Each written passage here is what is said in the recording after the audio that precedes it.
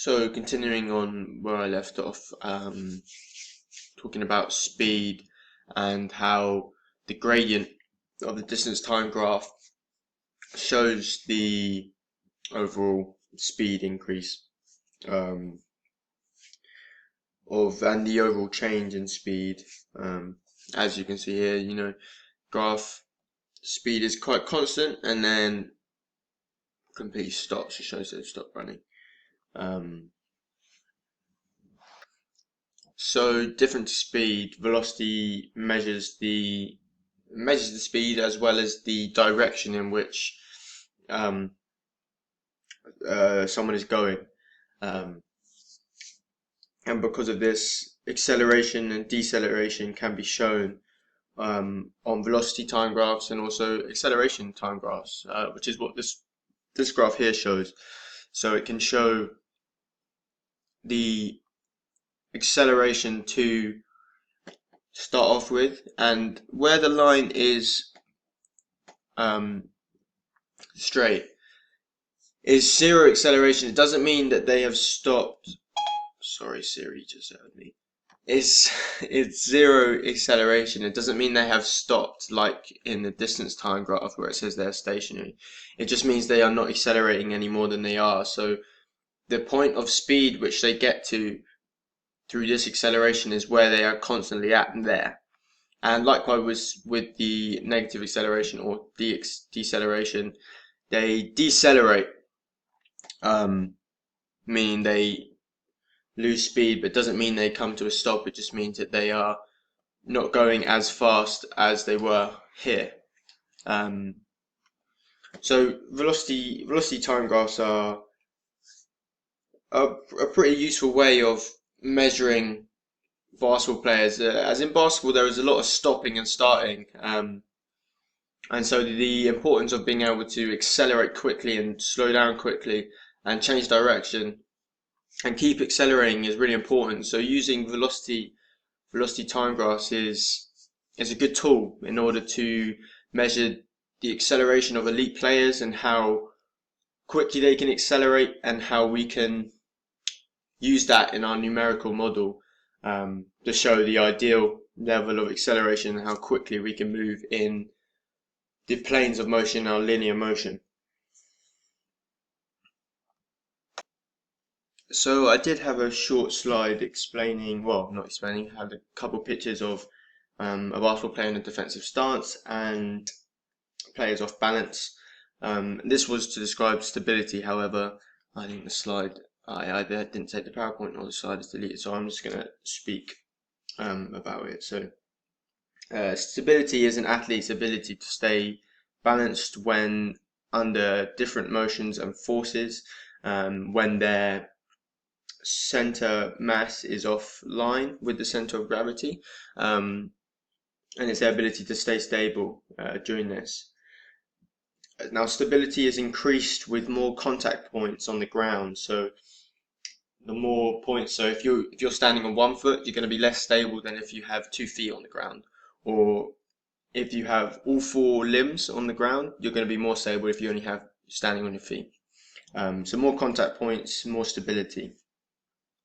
The center of mass location is pretty important when keeping your stability.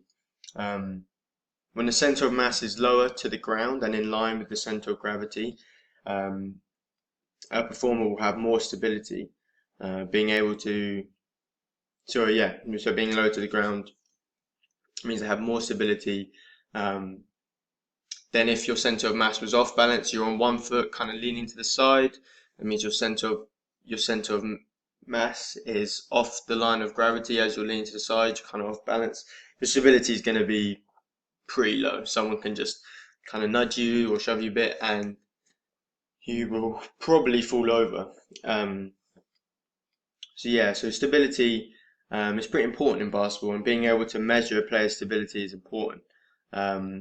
For example, when a player is in defense, and I did have a picture of a player down in defensive stance, but when a player is in defense, they're low, their body's low to the ground, their feet are wide apart, giving them a wide stance, center mass low to the ground, as I said. Now this means they're stable. They can slide and stay in front of defenders, having a stable base, so that if a player tries to drive past them, they can use their body as a firm, stable, in a firm, stable position, meaning it's harder for the offensive player to go around them or go through them. Whereas if they were standing upright and they just on 2 feet, obviously if they're on 1 foot, it's pretty ridiculous. 2 feet close together, standing upright, it's going to be really easy for the defensive player just to go past them, and they're likely to get a foul actually.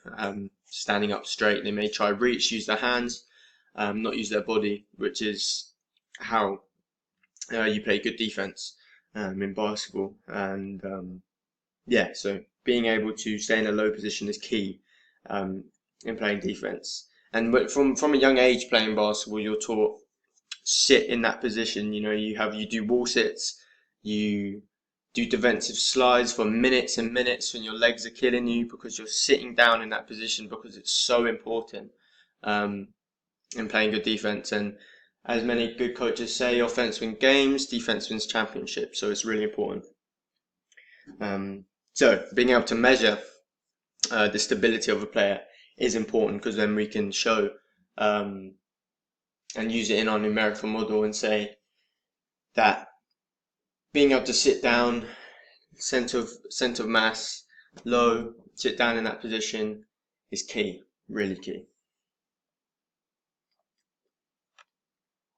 So then, when in the numerical model, when it comes to these tests and these numbers, the methods we use are really important, because if our methods and our techniques of gathering these data aren't good and correct, then we will get bad footage or bad results, which will lead to basically false conclusions, which can not be effective basically when we try and create this model.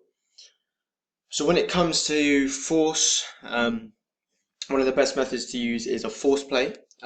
Shown here, force plate is basically like a plate or a kind of standish that you see there, connected with a wire and a reading measure, that when you apply a force to it, like this guy's standing, if you were to jump up and land on it, it would measure the force you apply into the plate. And when you go up in the air, it will measure the height of your jump as well, because it will measure the time you've gone up and the force, and it will calculate the height at which you jumped. And when you land back on it, it will measure the force you applied to the plate as you land. It will measure your ability to stick landings, which is also really important, especially in basketball jumping, your ability to stick landings and your durability of your muscles, your elastic ability, I don't know, in order to keep jumping and keep bounding. That's really important. So yeah, why these force plates are good, they take 1,000 measurements per second, which is pretty good. That gives you a very detailed reading of force applied, and actually these can be attached to a computer software, so that in real time, when the person's jumping, a graph will be showing the height and the measurement and the force on the graph on the screen as they're jumping, which is pretty impressive. And can be used for multiple different measurements. So for the ideal method of for our testing, the ideal method would be a force plate. For vertical jump, for no step vertical jump, a force plate would be the ideal method, because of its ability to give multiple details and 1,000 measurements per second, which is pretty amazing. So when it comes to running and timing in motion, linear motion, camera softwares and things like time gates are really useful, and probably the best way to measure these kind of things. They can be used to measure angles. The cameras can be used, the way they're set up, they can be used to measure angles for angular movement. They can also be used in linear movement, as we see here in this picture. the camera is set up so it's running next to the athlete in the linear motion. But these cameras give 2D imaging. A thing called Vicon takes camera setup around the room and creates specific markers. Specific markers on the player's body that they have around their joints.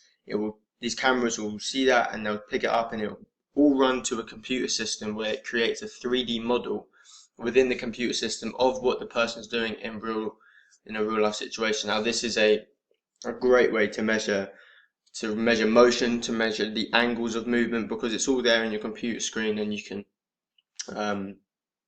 manipulate it with different softwares to work out what you're trying to work out and get the best test results.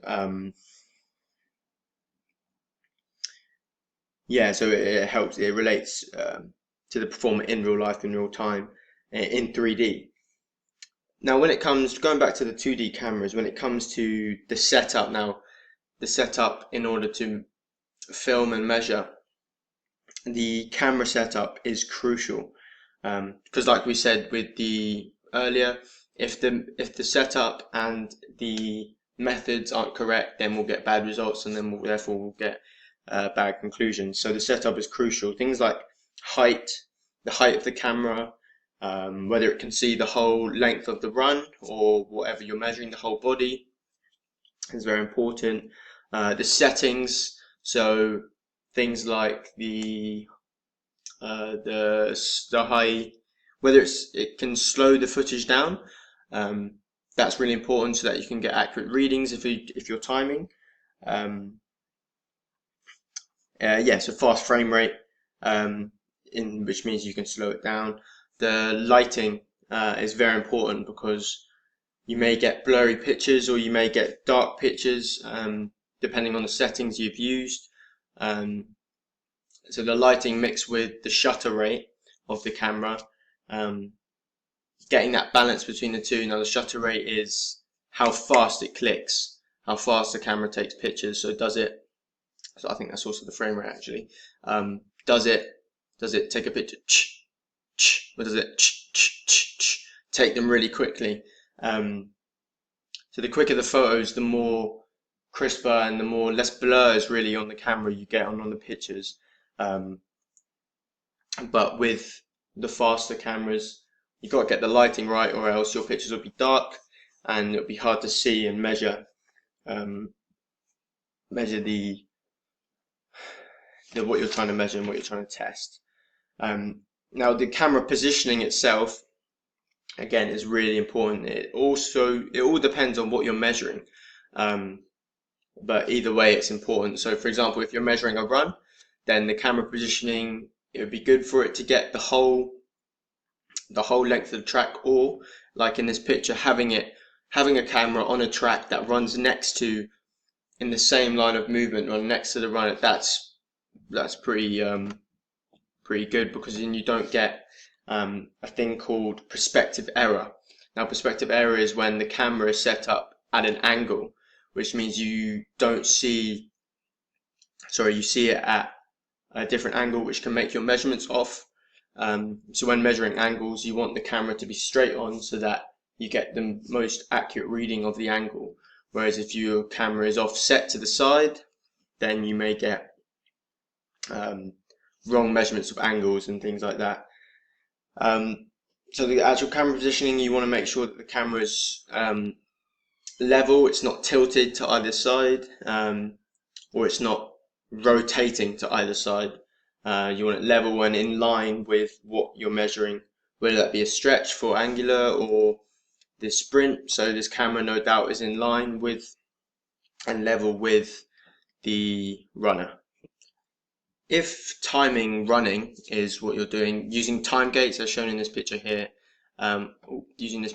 is possibly the best way to do it, as it helps avoid human error for using a timer, having to react to the player going past, or perspective error from where you're standing. Time gates help to create, get the best time when the person goes through the gate and straight away.